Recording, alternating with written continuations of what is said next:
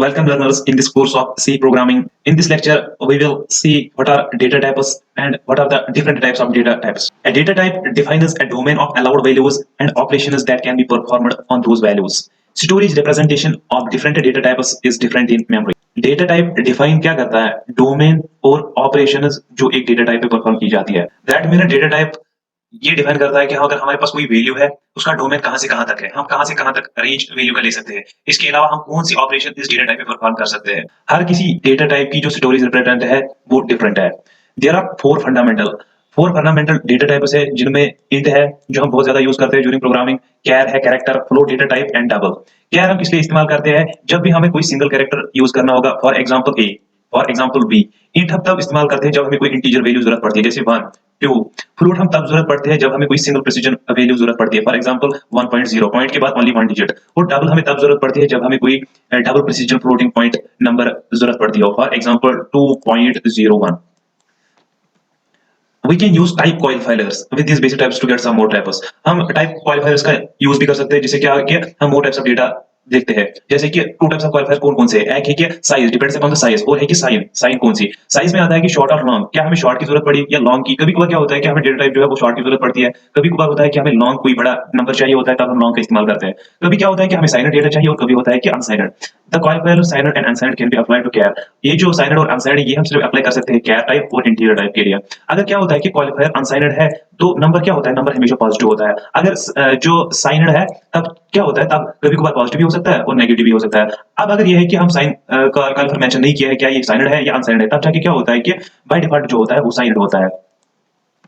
इसके बाद है कुछ बेसिक टाइप्स, उनके जो टाइप क्वालिफायर्स कौन कौन से और उनकी जो साइज है वो क्या क्या है और हमें क्यों जरूरत पड़ती है, हम क्वालिफायर्स का यूज क्यों करते हैं. हम एग्जांपल लेते हैं. पहले पहले जब हम प्रोग्रामिंग करेंगे तब जाके क्या होगा कि हमें मेमोरी की जरूरत, हम ये नहीं देखेंगे कि हमारा जो डेटा टाइप है वो कितनी मेमोरी लेता है, क्योंकि हम दो तीन डेटा टाइप लेते हैं, जैसे कि इंट लेते हैं, इंट 444 या 12 बाइट्स की हमने मेमोरी ली. लेकिन आगे जाके जब हमें बड़ी बड़ी प्रोग्रामिंग लिखनी होगी, और एफिशिएंट प्रोग्रामर वो माना जाता है जो सबसे कम मेमोरी इस्तेमाल करे और कॉस्ट जो है वो भी कम लगे. इसके अलावा जो सीपीयू टाइप वो भी कम होना चाहिए. ये एक होता है कि जो सबसे बेस्ट प्रोग्रामर है. अब ये है कि इसीलिए हम कभी कभार क्या होता है कि हमें बहुत कम छोटा डेटा जरूरत पड़ता है तब हम शॉर्ट इस्तेमाल करते हैं. कभी कभार क्या होता है कि हमें बहुत बड़ा नंबर चाहिए तब हम लॉन्ग इस्तेमाल करते हैं. कैर में होता है एक साइनड कैर और होता है अनसाइनड कैर.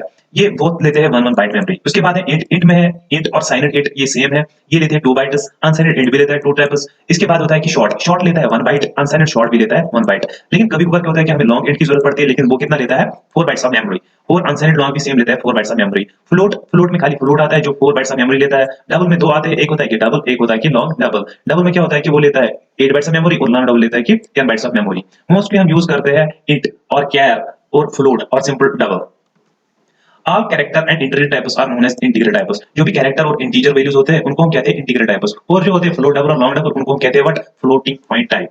और साइज और रेंज जो डिफरेंट डेटा टाइप्स की ये डिपेंड करता है कंपाइलर से कंपाइलर. फॉर एग्जांपल अगर हम एक कंपाइलर इस्तेमाल करते हैं उस और एक यूजर जो है वो दूसरा कंपाइलर इस्तेमाल करता है, तो डिपेंड करता है कि साइज उस कंपाइलर पे साइज इंट की कितनी रखी गई है और दूसरे कंपाइलर पे साइज इंट की कितनी रखी गई है. The range of integer type is given in the header file limits.h. जो रेंज है इंटीग्रल टाइप्स की, अगर हमें चाहिए या कभी कभार यूजर चाहता है कि मैं अपने कंपाइलर में देखूंगा कि इंटीजर या कैर की जो रेंज है वो कितनी है, तब जाके उसको हेडर फाइल जो प्री प्रोसेसर डायरेक्टरी होता है उसमें हेडर फाइल जो होती है वो limits.h क्या करनी पड़ती है, इंसर्ट करनी पड़ती है हेडर फाइल. इसके अलावा अगर हमें चाहिए कभी कि फ्लोटिंग पॉइंट, हम देखेंगे कि हमारा जो फ्लोट है डबल है लॉन्ग डबल है, हम चाहेंगे कि हम इसका साइज देखें कितना है, तो तब जाके हमें float.h हेडर फाइल इंक्लूड करनी पड़ती है. We can use size of operator. Size of operator एक फंक्शन है जो हमें किस लिए जरूरत पड़ता है, जब हमें देखना पड़ता है कि size of various data types, हमारे सिस्टम पे जो वेरियस डेटा टाइप्स है उनका साइज क्या है. To find out the range of values we can see the macros defined in header files limits.h and float.h. हमने हेडर फाइल देखी है कौन कौन सी है, stdioh, mac.h, limits.h और floats.h. हम एक एक करके एग्जांपल लेंगे और तब जाके हम देखेंगे कि इसका क्या काम है. यहाँ पे हमने दो फाइल्स का जिक्र किया, एक limits.h. जब भी हमें इंटीग्रल टाइप का साइज देखना पड़े तब हम ये फाइल इंक्लूड करते हैं, और जब हमें फ्लोटिंग पॉइंट जो होते हैं उनका डेटा टाइप्स का हम चाहते हैं कि इनका साइज हम देखेंगे क्या है, तब हमें float.h इंक्लूड करनी है. और साइज ऑफ ऑपरेटर एक फंक्शन है जिससे हम देख सकते हैं कि डेटा टाइप्स का साइज क्या है. This is all about the today's lecture. Please like our video, comment your views, whatever views you have. Share this video for better reach and do subscribe our channel. Thanks.